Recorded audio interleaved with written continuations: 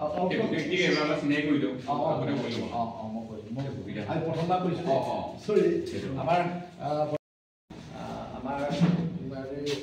Sir block Congress committee Hukur Ali নিচিনা মানুহজনেও চৰকাৰ চলাব পাৰিব যদি অসমৰ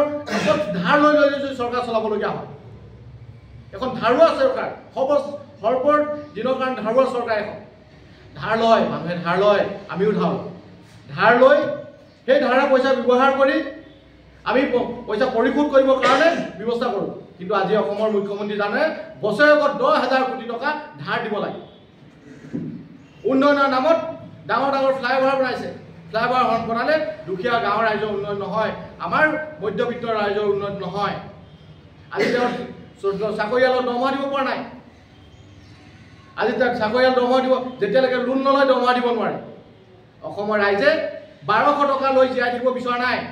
হিমন্ত বিশ্ব শৰ্মা ডাঙৰীয়াক প্ৰত্যাহ্বান জনাইছোঁ অসমৰ ৰাইজে 1200 টকা অৰুণোদয় লৈ জীয়াই থাকিব বিচৰা নাই কাম কৰিব লাগে কাম কৰা সংস্কৃতি বিচাৰিছে কাম কৰাৰ এটা পৰিৱেশ বিচাৰিছে হিমন্ত বিশ্ব শৰ্মা ডাঙৰীয়া অসমৰ মুখ্যমন্ত্ৰী ডাঙৰীয়াই জনা উচিত সৰ্বকালৰ এখন মিছলীয়া চৰকাৰ সৰ্বকালৰ এজন ব্যৰ্থ মুখ্যমন্ত্ৰী এখন ধাৰুৱা চৰকাৰ এখন মানুহক পৰিচিত কৰি থকা এখন চৰকাৰ কাৰণ তেওঁৰ যোৱা দিনবোৰত যেনেদৰে চৰকাৰ গঠন হোৱাৰ আগত ৰাইজক যিবোৰ প্ৰতিশ্ৰুতি দিছিল সম্পূৰ্ণ প্ৰতিশ্ৰুতি বিফল হৈছে আজি যিজন ব্যক্তিয়ে অসমৰ ৰাইজে এই ব্যক্তিজনক অসমৰ মুখ্যমন্ত্ৰী হ'বৰ কাৰণে বিজেপিক ভোট দিয়া নাছিল বিজেপিক এই কাৰণে ভোট দিয়া নাছিল তেওঁ মুখ্যমন্ত্ৰী হ'ব বুলি ভোট দিয়া নাছিল তেওঁ এই ব্যক্তিজনে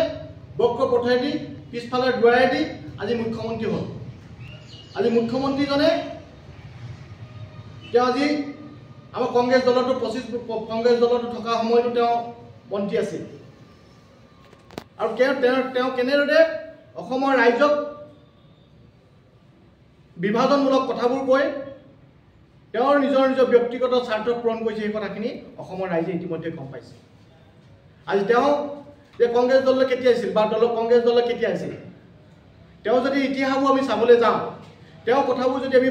আমি আজি আপোনালোকৰ মাজত ইতিমধ্যে চৰ্চা হৈ আছে আমি পৰাতে মুখ্যমন্ত্ৰী হিতেশ শইকীয়া ডাঙৰীয়াৰ পিছত ধৰি তেওঁ কংগ্ৰেছ দললৈ আহিলে তাৰপিছত যিজন ব্যক্তিয়ে পিতৃ মাতৃৰ নিচিনাকৈ ল'ৰা নিচিনাকৈ মৰম কৰিছিল তেওঁ তৰুণ গগৈ ডাঙৰীয়াই পৰাতে মুখ্যমন্ত্ৰী ডাঙৰীয়াই সেইজন ব্যক্তিক তেওঁ পিছফালৰ পৰা আমাৰ চুৰিয়া আঘাত কৰাৰ নিচিনাকৈ তেওঁ আঘাত কৰি সেই ব্যক্তিজনৰ পৰা অসমৰ ৰাইজে কি আশা কৰিব আৰু সেইজন ব্যক্তিৰ পুত্ৰ হ'ল অসমৰ তৰুণ গগৈ ডাঙৰীয়া সেই ব্যক্তিজন কোনোদিনে বিচলিত নহয় অসমৰ লগতে ভাৰতবৰ্ষৰ ৰাইজে তেওঁক স্বীকাৰ কৰিছে গগৈ ডাঙৰীয়াক ভাৰতবৰ্ষৰ গৌৰৱ হিচাপে মানি লৈছে আৰু সেই ব্যক্তিজনক তেওঁ জনমানসৰ সেৱা প্ৰতিপন্ন কৰিবলৈ যিবোৰ চিন্তা চৰ্চা কৰিছে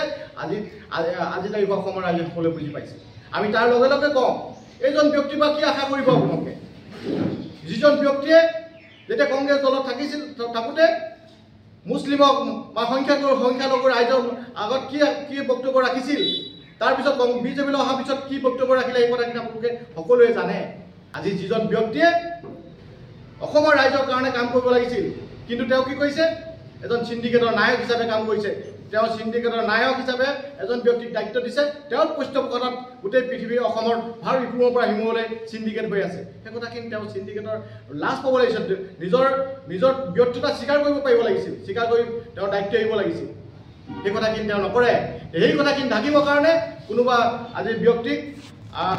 আমাৰ গগৈ ডাঙৰীয়াৰ পৰিবাৰক তেওঁলোকে বিদেশৰ এটা কোম্পানী ইণ্টাৰনেশ্যনেল এটা কোম্পানীৰ লগত NGO দায়িত্বত আছে NGO এটাৰ লগত তেওঁ কনভেনৰ হিচাপে কাম কৰিছে সেই কথাখিনি তেওঁলোকে আনিব বিচাৰিছে এটা কথা কিন্তু ভাল হৈছে তেওঁলোকে যিমান আজি এলিজাবেথ কনভাৰ্ট গগৈ ডাঙৰীয়ানী যিখিনি কোৱালিটি তেওঁৰ যিখিনি প্ৰতিভা সেই প্ৰতিভাখিনি অসমৰ ৰাইজে ভাৰতবৰ্ষৰ ৰাইজে জনা নাছিল আজি তেওঁ কিন্তু সেই কথাখিনি ভাৰতবৰ্ষ অসমৰ ৰাইজক বুজাই দিলে যে তেওঁ কিমান প্ৰতিভাৰ থকা এগৰাকী নাৰী আজি তেওঁলোকে আমি 6 জনগোষ্ঠীৰ জনজাতিকৰণৰ কথা হিৰ ফুলাই কথা কয় আমাৰ চৰকাৰ আহিলে 6 জনগোষ্ঠীৰ জনজাতিকৰণৰ কথা কয় সেই কথাখিনি ক'ত গ'ল? জনজাতি কোন ক'ত গ'ল?